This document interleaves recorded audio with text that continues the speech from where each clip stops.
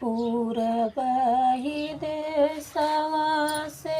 आवले सुगनवा हो के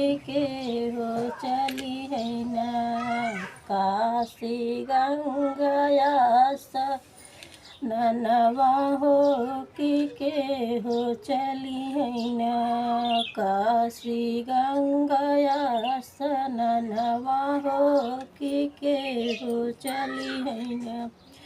अपनी महलिया से बोलै काली मैया हो कि हम चलबै न काशी गंगया सननवा हो कि हम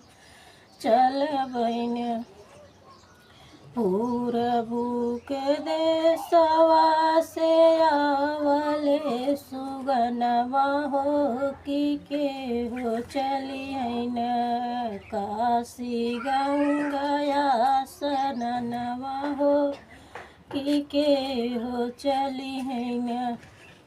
अपनी महलिया से बोलै शीतल मैया हो कि हम चलबै न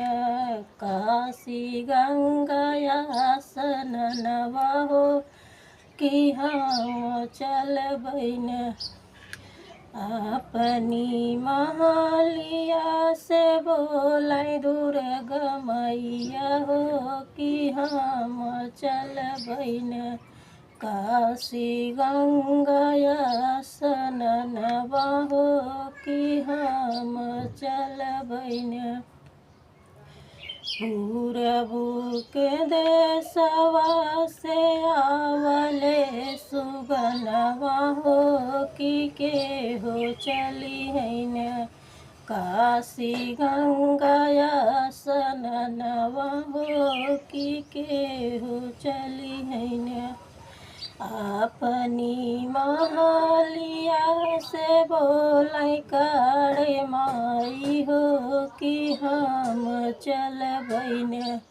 काशी गंगया सननवा हो कि हम चलबै न अपनी महलिया से बोलै नावो बहिनी हो कि हम चलबै न काशी गंगया सननवा हो कि हम